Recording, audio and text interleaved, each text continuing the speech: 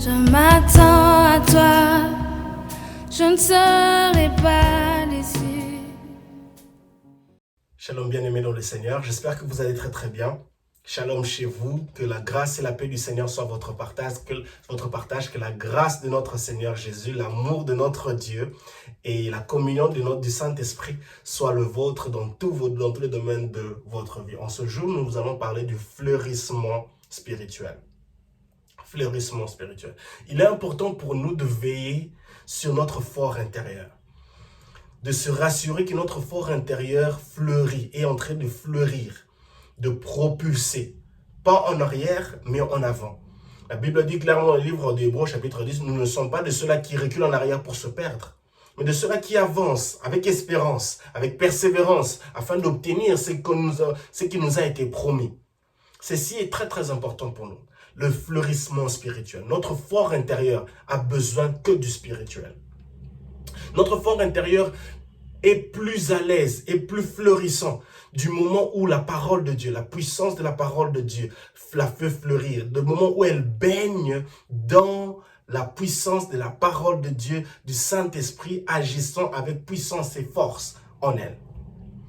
Et j'aimerais juste parler de cette lettre. Depuis un certain temps, nous faisons que parler sur les lettres de l'apôtre Paul à Timothée et à Tite.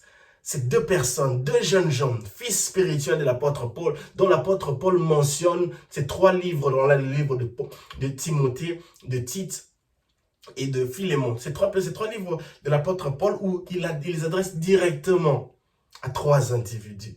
Et ceci est très important pour nous de comprendre cela. Dans le livre de 1 Thessaloniciens, nous allons voir dans le livre de 1 Thessaloniciens chapitre 5, le verset 16 à 22. Ici, l'apôtre Paul s'adresse à toute une église. À toute une église dont il bénit leur progrès. Parce que dès le début, dans le chapitre 1, on voit l'apôtre Paul être fier de leur persévérance, fier de leur amour actif et fier de leur paix, de leur amour actif, de leur espérance qu'ils placent en Dieu. Il mentionne plusieurs choses dont il est fier d'eux. Vous savez, dans notre lettre de l'apôtre Paul, il s'est plaigné. Il s'est plaint de telles choses où il a même le désir ardent d'aller leur voir. D'aller leur voir de vive voix. Comme ça, de parler avec eux de vive voix. Afin de pouvoir diriger, faire mettre en garde ceux qui doivent être mis en garde.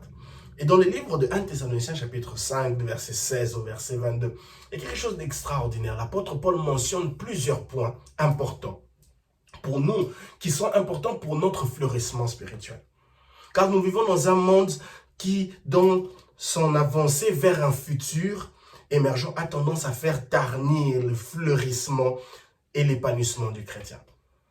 J'ai posté ceci il y a quelques semaines sur mes réseaux sociaux. Nous vivons dans un monde qui, dans son avancée vers un futur émergent, a tendance à faire ternir le fleurissement et l'épanouissement du chrétien.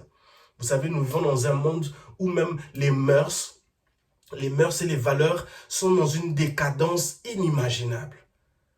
Donc, il n'y a plus de mœurs. On va vraiment du côté négatif. Et c'est d'une façon propulsante. Et le monde dans lequel nous sommes en train de vivre est en train de faire de son mieux pour faire émerger le négatif. Pour faire disparaître les mœurs. Pour faire disparaître le fleurissement des mœurs et des valeurs. Pour les chrétiens et les non-chrétiens. Et ceci est très très important pour nous. C'est alarmant pour nous en tant que chrétiens. Nous ne pouvons pas rester silencieux. Et la Bible, les Saintes Écritures sont là pour nous rappeler. Et nous sommes appelés en tant qu'enfants de Dieu, instruments pour propager le nom de Dieu, pour rappeler aux gens que voilà la voie à suivre, voilà le chemin à suivre, voilà ce que nous sommes appelés à faire. Et l'apôtre Paul, dans sa lettre, dans le livre de 1 Thessaloniciens chapitre 5, le verset 16 à 22, il mentionne 7 points. 7 choses importantes dont nous devons nous en procurer, dont nous devons nous imprégner. La première chose, cette recommandation pour notre bien-être, pour le fleurissement de notre fort intérieur. Et la première chose, il dit, soyez toujours joyeux. Je répète encore, soyez toujours joyeux. Persévérant, est-ce que c'est facile d'être joyeux lorsqu'on te trahit? Est-ce que c'est facile d'être joyeux lorsque tu perds quelque chose ou quelqu'un de très cher? Est-ce que c'est facile d'être joyeux lorsque tu ne fais que vivre combat après combat? Est-ce que c'est facile d'être joyeux lorsqu'on a des problèmes financiers, émotionnels, relationnels? Ce n'est pas du tout facile. Je suis humain, j'ai eu les vies aussi, toutes ces choses. Mais ce qui me donne de l'espérance, c'est la parole de Dieu. Ce qui me donne de l'espérance, c'est le fait que je nourris ma vie de la parole de Dieu, de ces des saintes écritures. Est-ce facile? Non, ce n'est pas du tout facile. Ce n'est du tout pas facile. Mais il est important pour nous de rester, soyez toujours joyeux. En lisant la parole de Dieu, même dans les difficultés, nous serons, notre cœur, notre fort intérieur restera joyeux. Vous savez bien aimé dans le Seigneur, le fort intérieur vaut plus que toute autre chose. Ne permet à personne de se jouer de ton fort intérieur. Vous savez, nous vivons dans un monde où nous avons des relations à gauche, à droite, nous ne sommes... Mais le fort intérieur qui est constitué de cette foi chrétienne, qui est béni dans la foi chrétienne, préservons-la. Préservons-la. Préservons-la. Préserve ta foi, préserve ta vie de prière, préserve ta méditation quotidienne de la parole de Dieu. Car ce sont ces éléments qui facilitent la propulsion, le fleurissement spirituel de ton fort intérieur. Il dit, soyez toujours joyeux. Ça, c'est la première chose. Priez sans cesse. Deuxième chose. Priez sans cesse. Ne permets à personne ou à quoi que ce soit de pouvoir s'accaparer de ta vie de prière. Ça, c'est important. C'est très, très important. Ne permet à qui que ce soit, à quoi que ce soit, de s'accaparer de ta vie de prière. Prier sans cesse, ça c'est la deuxième chose. La troisième chose, remercier Dieu en toutes circonstances. Telle est pour la volonté que Dieu a exprimée en Jésus-Christ. Remercier Dieu en toutes circonstances.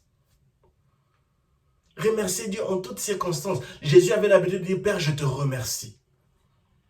Il avait l'habitude de remercier Dieu. Jésus avait l'habitude de remercier Dieu dans toutes les occasions. Remercier Dieu. Nous devons prendre, ça fait partie des rythmes, des caractères dont nous devons nous imprégner jour après jour. Remercier Dieu en toutes circonstances. Telle est la volonté pour vous. Telle est pour vous la volonté que Dieu a exprimée en Jésus-Christ. Le quatrième point, n'éteignez pas l'action de l'Esprit. Alléluia. Les apôtres ont reçu le Saint-Esprit consolateur. Saint-Esprit qui leur rend capable d'agir, qui les rend capable de prêcher la bonne nouvelle, qui les rend capable de recevoir des visions.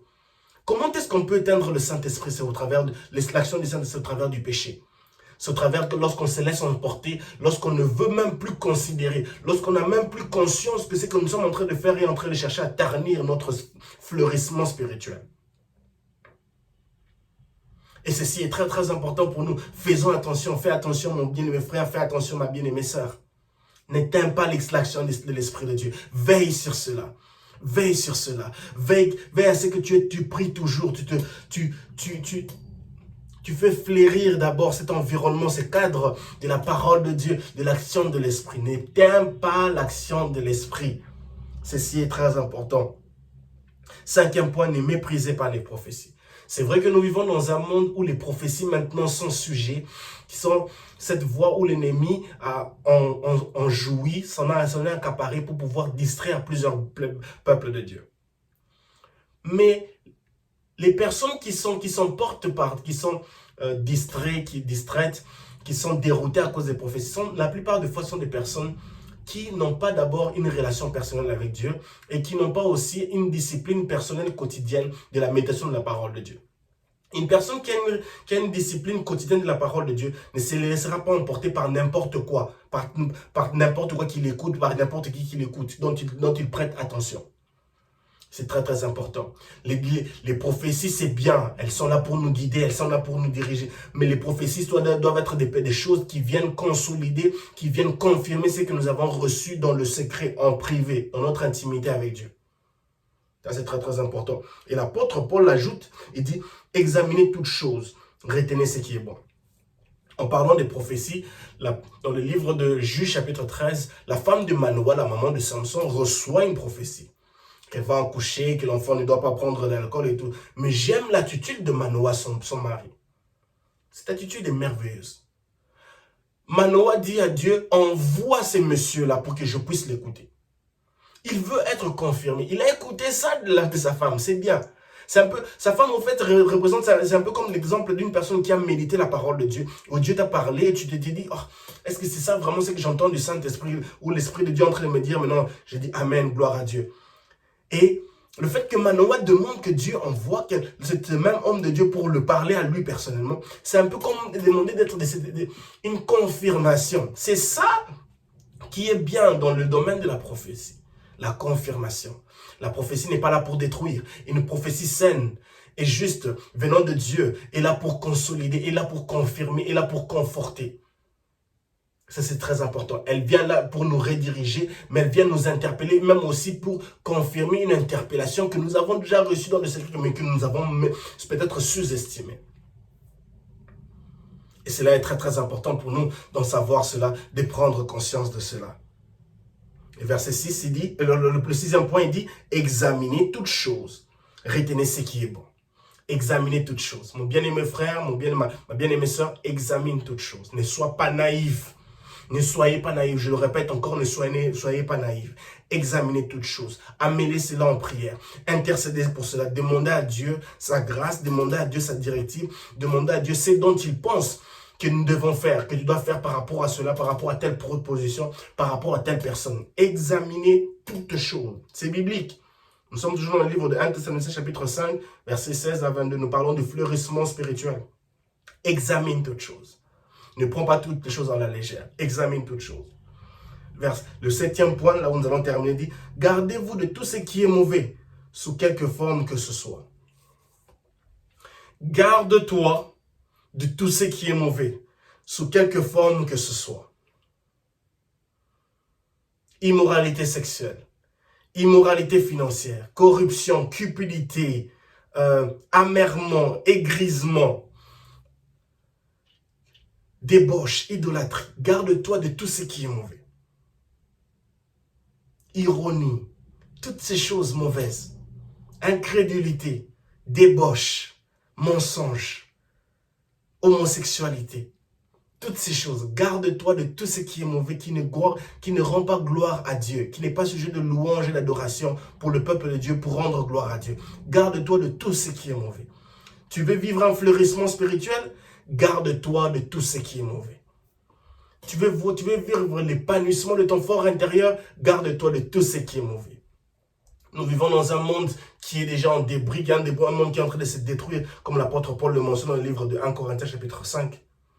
Un monde qui va vers sa fin. Et Dieu a déjà préparé quelque chose, notre destinée, une meilleure place pour nous dans le ciel. Mais pendant que nous sommes ici dans ce monde, faisons l'effort de nous garder de tout ce qui est mauvais, sous quelque forme que ce soit. Bien-aimé dans le Seigneur, garde-toi de tout ce qui est mauvais. Garde-toi de tout ce qui est mauvais. Que la grâce et la paix de notre Seigneur Jésus, lui qui est l'auteur de notre foi, soit notre partage. Au nom de Jésus. Amen. Que Dieu vous bénisse et shalom chez vous.